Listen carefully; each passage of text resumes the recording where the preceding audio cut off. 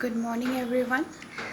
So, today let's start a new chapter, that is the plant kingdom.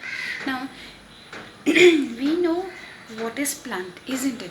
That means the things which we see in our surrounding, which are green, so those we actually consider as plants. So, there are basic certain characters for which we can separate the living organisms as the plants. Now, what are these characters? Basically, the presence of chlorophyll, isn't it? Animals do not possess chlorophyll, so they cannot perform photosynthesis. So that is one of the main characters. Now, this kingdom is also known as the metaphyta. Okay. Now, they may be present in both land and water. That means they may be terrestrial or aquatic. Even we find some epiphytic plants also, isn't it? Then they may be unicellular or multicellular. For example, in some algae we find unicellular plants, isn't it? But basically higher plants are all multicellular. Their size may vary. They may be small microscopic like chlorella and to giant plants like eucalyptus. Okay. Then they possess photosynthetic pigments, different type of pigments for which is responsible for carrying out photosynthesis. That means the process of food preparation. They are eukaryotic. They possess well membrane bound nucleus along with all the cell organelles. Then their cell wall is made up of cellulose.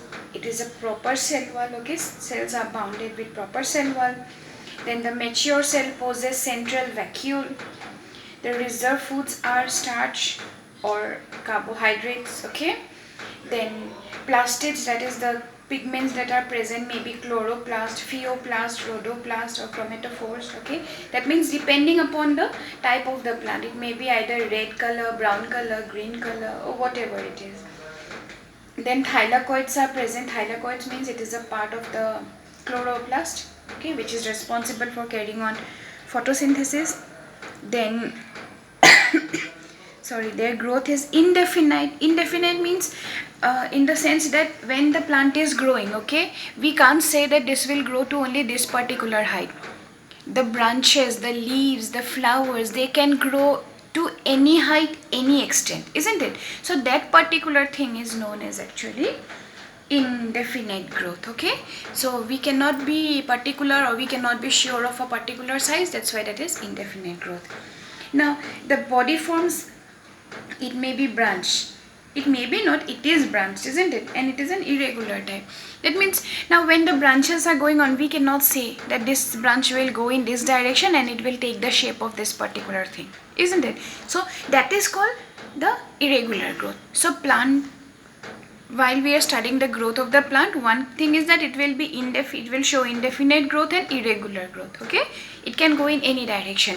So when the plant is growing, first initially the seedling, we will say that yes, it is going upwards, but gradually what happened, whenever it grows in size, its foliage upper part enlarges, branching starts, so we cannot say that yes, this will grow in only in this particular direction. Okay, then they have some particular growing points like the meristematic cells. Okay, meristematic tissues are there, so that is the growing points. Then they do not show locomotion, they do not show movement, isn't it?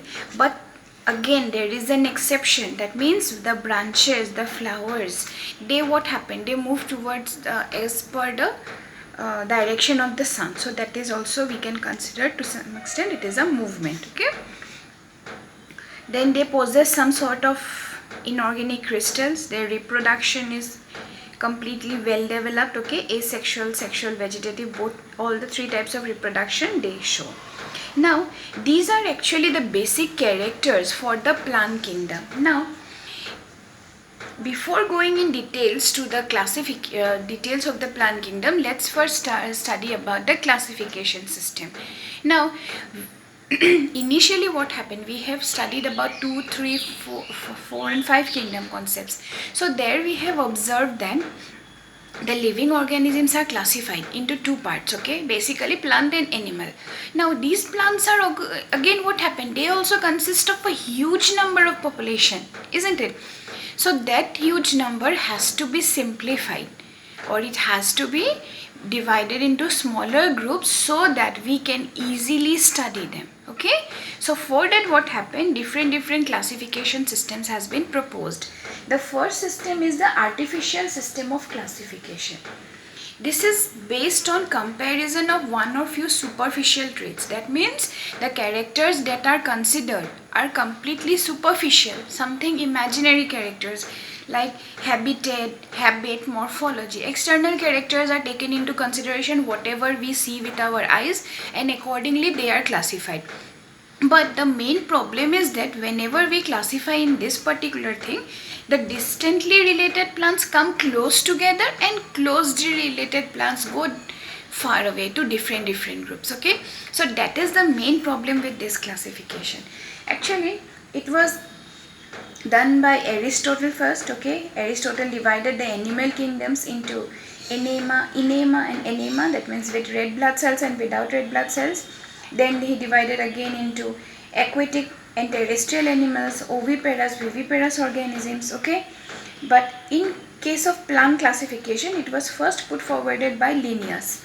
He put forwarded the artificial system and considered that the whole plant kingdom can be divided into almost about 24 classes. Okay, but due to various disadvantages, or actually that's why this part is been again advanced or being studied details, and a new theory has a new system of classification was given, that is the natural system.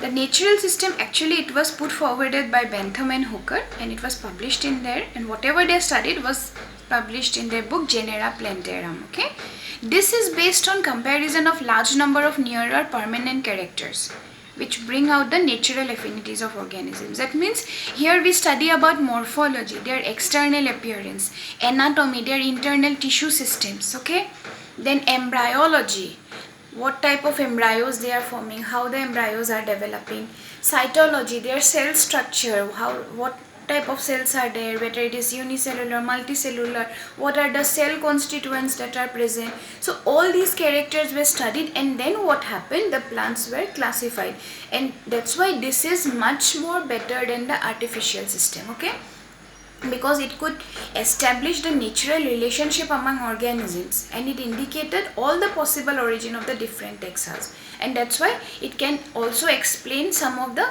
evolutionary relationships. The next is the phylogenetic system of classification. This was strictly based on the evolutionary concept. Okay, that means the genetic relationship, the evolutionary inheritance, all these were considered. The fossil records were studied, biochemical, anatomical, morphological, genetics, karyotype, all studies, high level or scientific studies were done, and thus the classification was made. So this type of classification is called phylogenetic classification, and it was actually first studied by Engler and Planter. Okay, Planter. Now here actually what happened, the flowering plants are classified according to their complexity of floral morphology in ascending series. Okay, but after this also many phylogenetic classification were done by Conquest, Hutchinson, Takhtajan. Okay, then next we come to the phenetic system of classification. The phenetic system is actually based on the appearance of characters present in living organisms rather than searching for evolution from common ancestors. That means whatever we are getting, we will study on that particular thing. So that is called phenetic, not the evolutionary concept. What is we are getting from the evolution, fossil records, we will not base our study on that, and we will strictly, the study is based on the existing characters. So it is again subdivided into 4 types: numerical taxonomy, cytotaxonomy, chemotaxonomy, and cladistic taxonomy. Okay, numerical taxonomy is also known as taxometrics or Adansonian taxonomy. This is actually based on all statistical data. That means whatever we get, okay, whatever study we are doing, whatever data is available to us, all that we will compare and make a statistical analysis of the particular group of organisms, and that particular classification is known as actually numerical taxonomy. Okay, then cytotaxonomy means we will study about study of the cytological traits like cell type, number of and kind of structure of cellular components, the nucleus type, how their structures, meiotic behaviors, chromosome types, all these things come under cytotaxonomy, and based on that actually the plants are classified. So that is called cytotaxonomy. In chemotaxonomy, the study is done in the chemical constituents of the cells. That means what type of chemicals are present: proteins, amino acids, enzymes, hormones, then secondary metabolites, any organic crystals are there. So all these things are compared and then classification is done. Then last one is the cladistic taxonomy. Cladistic taxonomy is strictly based on the grouping taxa by their shared derived characters. That means whatever we are getting, actually that is called the cladistic classification. That means here ancestral characters are taken into consideration, derived characters are taken into consideration, and then finally the plant kingdom or the organisms are classified accordingly. Now the ancestral characters are known as the placemorphic characters, and the derived characters are called the apomorphic characters. So based on the placemorphic and apomorphic characters, Henning made the study of the organisms or the plants, and then he found the cladistic taxonomy.